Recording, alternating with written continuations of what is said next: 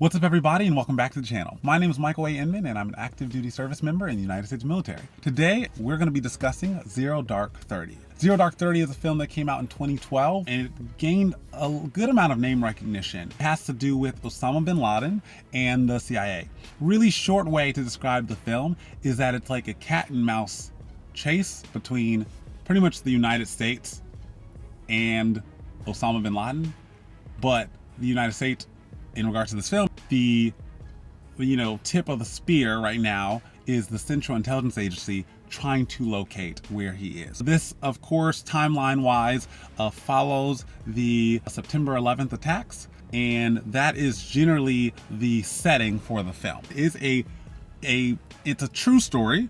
There probably are creative choices made in the retelling of this story, but it is a true story of how the CIA led the charge to finally find out where he was. So here's some notes about the film. Again, it came out in 2012, and it's quite a good movie. I would say it's worth your time, and I always try to provide asterisks, right? It's worth your time if you want to watch a film that, has to do with that very pivotal moment in United States history, but also if you were interested in the intelligence-like space, if you wanted to work for the CIA or maybe DIA or I guess anything in that intelligence world, right? Then I guess it would make sense to watch this film because from my perspective, it seemed to show the more nitty-gritty of maybe working in intel. So if you were interested in that world, I feel as though this movie might be useful. But for those of you who are just liking military movies, I would say it's still a great movie and it's quite riveting. So let's get into some of my takeaways. If we wanted to make it into like a clean tier system, the primary issue in this film and in this, part of American history is find Osama bin Laden. The secondary problem, in order to hit problem number one, is that you have to find intelligence or information about where Osama bin Laden is hiding.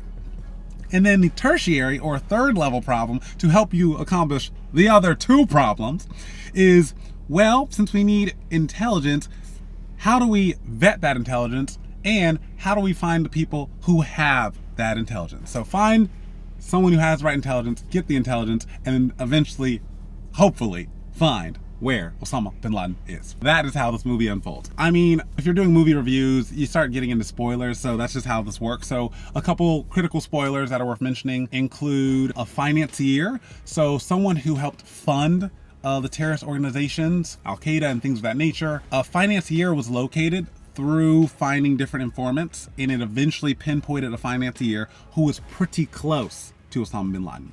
And then finding that financier eventually led the United States government to where Osama bin Laden was hiding, a compound. And then the final chapter of the film is, of course, the spec ops or special operations mission of breaking into the compound and addressing the Osama bin Laden issue. One thing that is of note is that Maya trusts her gut. That's the main CIA agent. She trusts her gut throughout the film, and I think it's a testament to, always back up your hunches with actual data or actual insights or things that something tangible.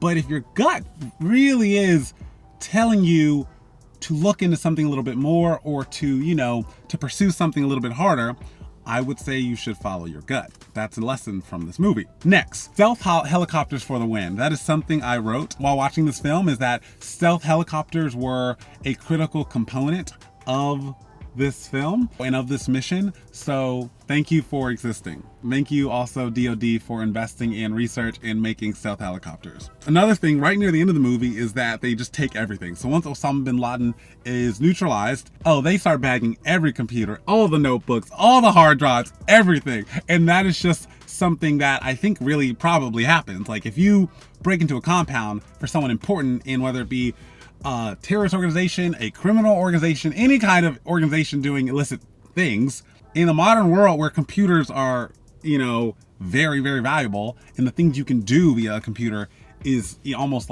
unable to be limited, it's now extremely important that after you address the initial mission, in these examples, you need to take every computer you can, as long as you have time, right?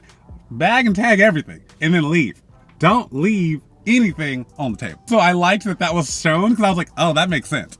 That makes sense. And then finally, the final note from the movie, like I said, it's enjoyable, so I hope you watch it, is I don't know if I love the creative choice, but there are on-screen chapter markers. Like the screen just goes black after like a scene. It just goes black and we'll have a few words. And like a few include human error, trade calf, and the canaries. So creatively, I don't like the chapter marker strategy or choice because it takes you completely out of the story and narrative that you're engrossed in and just literally hits pause. But the chapter markers do provide a way of framing what's going on and how to think about the steps that led to finally finding this terrorist actor. The first one is called human error.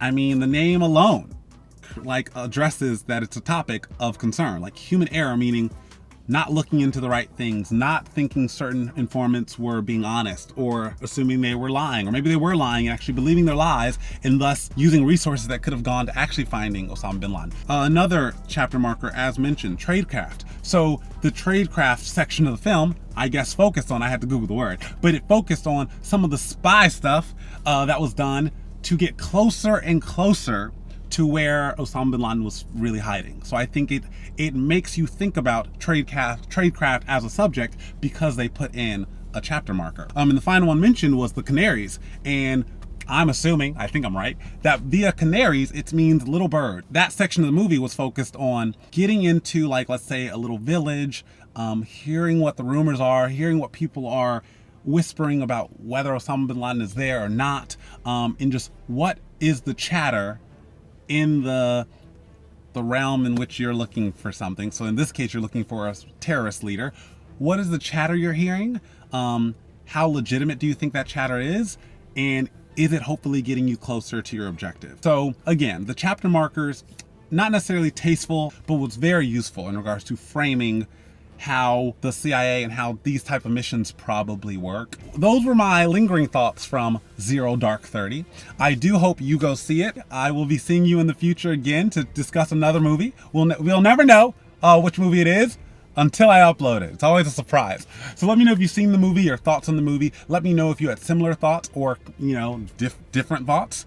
If you've watched and enjoyed a number of videos, definitely make sure to hit the subscribe button below and turn notification bell to on if you want to see or be notified when I upload videos next. If you want to see a little bit more of my face, I can be found on Instagram at Michael Inman _. Have a great rest of your day. Have an excellent and exciting week. If you're watching these videos in real time, you know what this week is. So enjoy that with your friends and family. And other than that, until next time, see ya.